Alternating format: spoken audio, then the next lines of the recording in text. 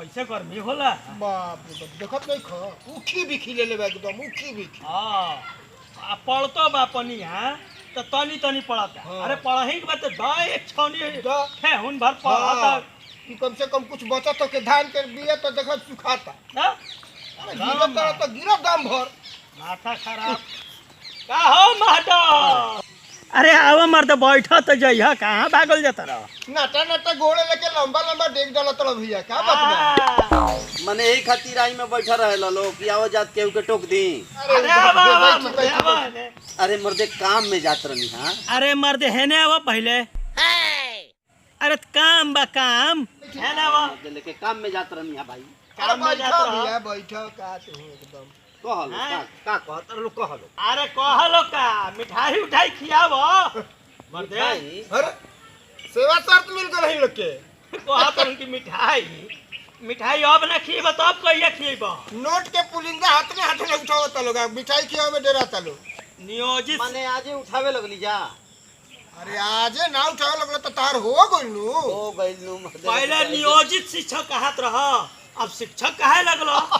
सेवा शर्त लागू हो गई। पिंसी तो अब कहिए मिठाई खिएब। काम पा पेंसिल तो ऐसे कहता रह जैसे कि फाउंटेन पेन से लिखा के मिलत होके। मिलेला पेंसिल जानत नहीं खा तू मिली। अरे मर्दे लेके देखो मिठाई हम खियाई वैसन बात नहीं के कि भागल बनी तार लोग से भागल बनी कमाई तो भागले न जाता रहो ना तो तनी काम में जात रही। हाँ मिठाई तार लोग के फागुन के बाद हो कौन महीनवा होला। हाँ चैत में खियाई तार लोग के। भाग मर्दे चैत में ही खियाई हन। सेवा शर्त लागू हो गई देखो सब हो गए। हवा लोग से हम बोलत नहीं थी ऐसे ऐसे मत डांट के बतिया। संगतिया आवे यही से बचलो बड़ा चलो बड़ा हैं मर्दे हौसन कंजूस आदमी होला। खिया दो मर्दे कितना लगे के 1000 बाजार लगे के बा। तो हम कहाँ भागतनी रे मर्दे। अब रवे साहब बताई जी सेवा शर्त लागू भइल बा वो शर्त के साथ है लागू कर देले। सभे जान गई कि मास्टरन के खूब मिल गई लेके छैटी मिल गई लेके ट्रक मिल गई। अब मिले के कब बा अगला साल अप्रैल में जब यहाँ के चुनाव जीत जाए तब तो हमू कहनी है माने जब हमनी के भेटाई तब तारा दोनों भाई के प्रेम से एकदम घरे बोला के एकदम लीप पोत के माज धो के खियाई मर्दे लेके काहे के लोग सुन लो बात ना चुप रहबा करबा माथा खराब हमार इनने से गजब कंजूस के मोटरी हवन हो। एकदम तो माने का करी। हमरा तो बुझात नु कि ना काम में करना कटियो निकालत होइबो तो बगल बगलिया में में लगत होइबो। सुनो सुना का माने इतना बड़ खुशी हो गई बा कि हम नाचे लगी। हैं गावे लगी। एकरा से बड़ खुशी होला। खुशी होला। नियोजित शिक्षक से शिक्षक काहे लगलो हैं सेवा शर्त मिल गई। हो तो बुझाता कि गंगा नहा लेनी ना तोर गनी सात पुरुष हमर सुधर गई। सुधरल ना धन है नेताजी धन है हैं 5 बरिस रावा सभे नौकरी करी आ जिंदगी भर रावा सभे पेंशन उठाई आ हमनी के है सेवा शर्त देनी ओकरो लाभ अभी 6 महीना बाद मिली आ तले है गांव में संगतिये दुश्मन बनैनी। वाह जी वाह। ए मास्टर देखो मिठाई अरे वो तो बिहार सरकार ऐसन बानू हाँ। कि तू लोग के देते है तना। अरे तो तू लोग कहीं के बड़ा लोग का अरे बड़ा देखो लोग ना स्कूल में जीवे लोग तो पेपर खोल के पढ़बा लोग बस। चाउर गेहूं के फेरा में रहबा लोग खिचड़ी के फेरे में रही लो हाँ? आ मैडम का तो खिचड़ा भी न तड़े हाँ, पढ़ावत और तू लोग के दे देता नु यानी कि बिहार सरकार गोईठा में घी सुखा रहल हाँ, है जान लियो माने हमनी में योग्यता नहीं खे। जोगता बा तू लोग जो 2000 रुपया लायक बड़ा लो हैं अरे इनके लोग से तो अच्छा 1500 में कंप्यूटर चलावे वाला मिलत है। हाँ। ओ अरे जा बिहार खा, खा, सरकार खा। के खैर मनावो पढ़ावे के बाद ए बबुआ सुनो तारा लोग से जितना देर बतियाई नु उतना देर में हम बबुरा जौन बा पैदल चल जाई। हाँ हाँ ये पढ़ले बड़ा ये लड़कन के पढ़ाई बा बहानाबाजी मोटा बहानाबाजी मोटी तू लोग सुन लो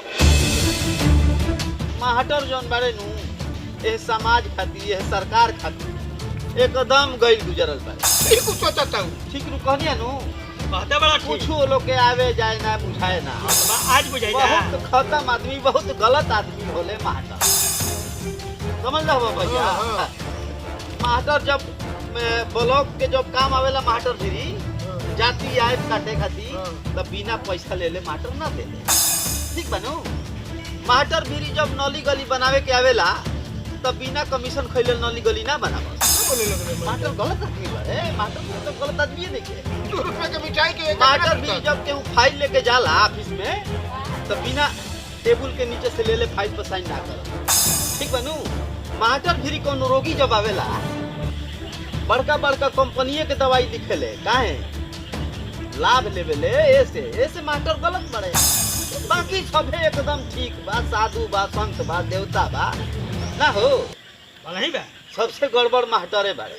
अरे बैठल खाता लोग तो कहबो काहे ले। अरे जा सुना ढेर बोल ले लोग।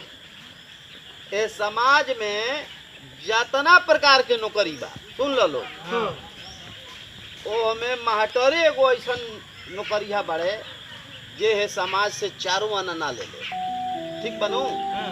आपन 4 आना लगावे ले बच्चन पर खर्च करे।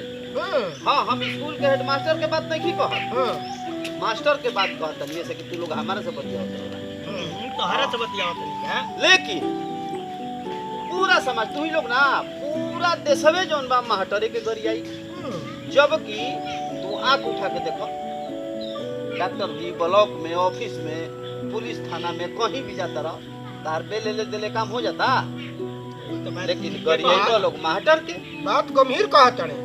हाँ तो गरियावा लोग ना गरियावत ना रही जब हमनी के सोचले जे कि मिठाई खिया दो। अरे मैटर हमनी के तो कहनी है कि तनी मर मिठाई खियावा, कुछ खबरी पेपर में पढ़ ली जा, सरकार घोषणा कइल और तो ऐसे कहब तो हम पागल फाली रे मर देले के। हां तो भैया तू बिना आंखी में लोर के लगला रोवे बुझाता कि किया केवन हो? हां जा तो जल्दी बुलाओ तन तरह हाँ, जा जाई नु जा भैया जा।